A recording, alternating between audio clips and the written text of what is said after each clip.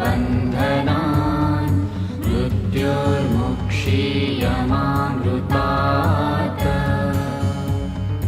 Om Namah Shivaya, Om Namah Shivaya, Om Namah Shivaya, Om Namah Shivaya.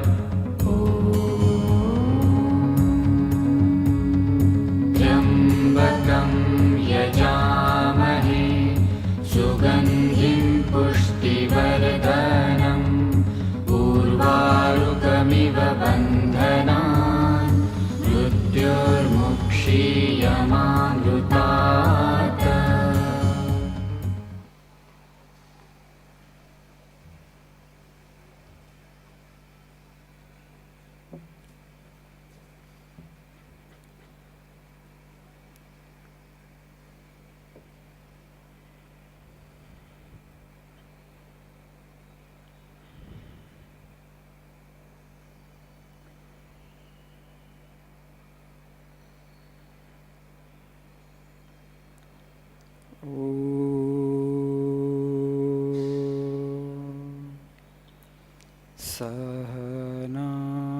सहनावतु सहनौ भुनक्तु सह वीर्यं करवावहै तेजस्विनावधीतमस्तु मा विद्विषावहै।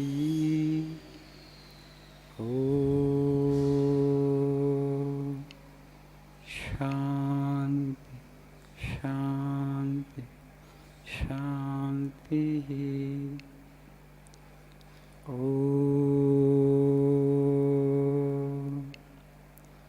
असतो मा सद्गमय तमसो मा ज्योतिर्गमय मृत्योर्मामृतङ्गमय।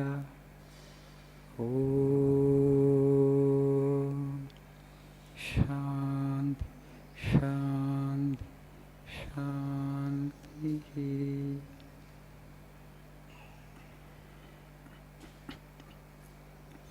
Good afternoon.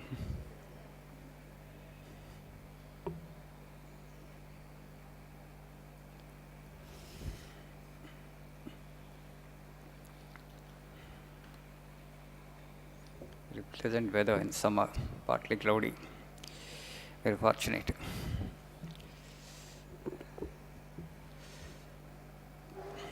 Please see page number 82 if you have this prayer book in your hands.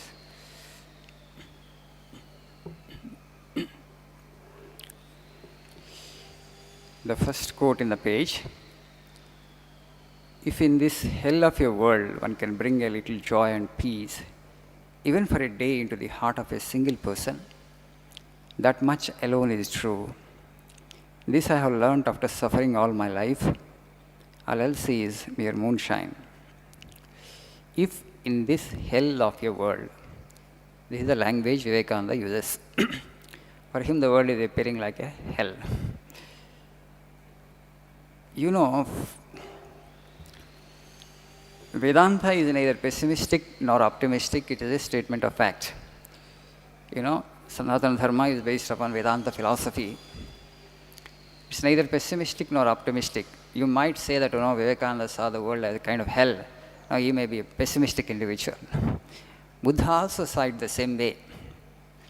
Buddha felt as if the world was on fire, as if it was burning in fire. But we don't see like that, right? We see there is happiness, there is misery, both are there, but is it really burning? Is it really that kind of hell? We don't feel it so. What makes such people feel the world as a kind of hell? Because they are very soft at heart, very kind.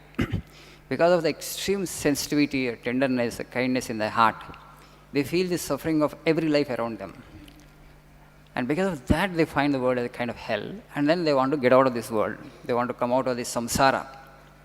So how can I put an end to this kind of suffering that each individual undergoes at some time in life? So then they long for freedom or mukti or liberation, and they achieve it. Why should I suffer helplessly? Then the question arises, who am I? Am I the body? Am I the mind? Or am I something different? As we say in our everyday language, my body, my mind. That means body and mind belong to us, but we are not the body and mind. We are something else. So what is that I? What is its root? Then the search begins, then they will discover the self. Inside you, the ultimate consciousness, the truth of the universe is dwelling, but we are not aware of it. So every prophet has said that, every mystic has said, every sage, every saint has said the same thing.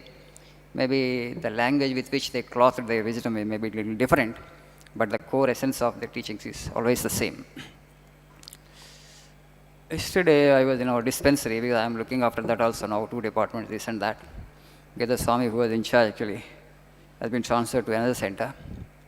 One person came and complained to me, Swamiji, your security staff are not polite, they are very rude. So again afterwards he came, and your nurse also is not polite, she is also rude. Because he got his BP checked and he wanted to do it again. Because there was a little fluctuation, it showed a little more reading. Then he wanted her to check again. She said, she got annoyed and she said, no, I'm not going to check. So you also face, these kinds of experiences. Every month actually we have a meeting there. I try to sensitize our security people and also nurses, saying that people in distress come here, because dispensary means hospitals, means people are already afflicted, they are suffering in some way. So when they come here, you ought to handle them with very sensitively and with kindness and compassion. But things, they don't get translated into action, in spite of my repeated telling. Sometimes patients are also there. They're all distressed, they have different kind of, emotionally they're all broken down. A different kind of mindset they come. So both sides it is there. But from our side, I just wanted to make it, that we won't be rude or harsh with any patient. The problem is, I have seen that most of the nurses or families, for them also they have some issues back at home, in their own family. So because they are also peaceless, so when they come here, a part of their personality, their problems back at home and house, they bring over here, and then they express it on patients sometimes. So today what we need in this world is, we need people who are sensitive to others' suffering. I think we have enough technology, enough science. We don't have to invest in that direction anymore. We need to invest on ourselves. That's why we have started a program by name Arya Janani, where we just want to empower, particularly mothers, expectant mothers, how they can help themselves with a great child. So if they practice little kindness and compassion when the child is growing in the womb, the child will be born like Buddha with extreme kindness and compassion. We need such human beings. Why? Because we are rude to each other, we are impolite to each other. May not be physically we are fighting with each other, but at a thought level, at a verbal level, a lot of violence is happening. We all are aware of it. So what the world needs today is, we need kind and compassionate human beings. Leonardo da Vinci, the Italian sculptor, painter, physicist, astronomer, mathematician, engineer, multifaceted personality. He was an extremely kind and compassionate individual. He was born in a rich family. What he would do, he would go in his hometown into the market street where actually the fowlers would sell birds. They would go to the forest and they catch birds and they sell in the market. Leonardo da Vinci, because he was a rich man, he would purchase all those birds and would let them free. Just an act of kindness, compassion. He felt, otherwise other people will purchase and they will simply eat it. They will kill the bird and he will eat. So what he does is, he used to do this. He used to purchase those birds and he would let them free. Extremely kind and compassionate soul, multifaceted. All the great people, if you just see, they are very tender at heart, extremely tender, extremely kind, and extremely compassionate.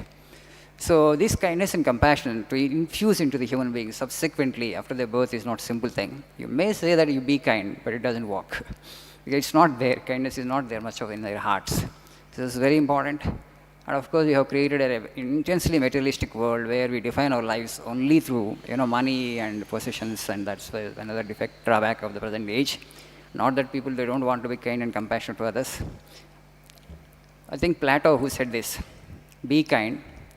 For everybody you are meeting is facing a harder battle. Something like that, exactly I forgot. Be kind. Everybody you are meeting is actually facing a harder battle. So everybody thinks that my burden is the highest burden and the greatest burden on planet Earth. Okay? But other individuals actually, they are actually more burdened than you are actually burdened with. So when you have this idea, you will be able to show some compassion to others. You will be kind to others, definitely. But we have the understanding that my burden is the highest burden. Others have a lesser burden. No, no, no, it's not like that. You need to understand the person whom you encounter in life, the individuals, they have their burden. They are carrying a greater burden of life. So you be kind and you be compassionate. So this is actually the supreme truth. I want all of you to watch one video in YouTube. This is a story of one Pakistani woman. She is considered as the Iron Woman of Pakistan. Her name is Majari, Muniba Majari. Okay? She says, as a human being, we need to have three qualities. If you come here as a human being into this world, you need to have three qualities. This is KGH. First, K stands for kindness, G stands for generosity, H stands for honesty. A wonderful story, very inspiring story, very motivational story. She is actually Iron Woman of Pakistan, United Nations Ambassador to Pakistani women. Wonderful story, worth watching. YouTube, okay? Just 10 minutes or 12 minutes YouTube video is there. So you will learn a lot. So I don't want to tell what is there because you're all educated people. You will understand that YouTube video. Very motivational, very inspiring. So as she said there, actually, you as a human being, you need to have these three qualities: KGH, kindness, generosity, and honesty. చూస్తారా మరి ఆ video? Thank you. Nice afternoon.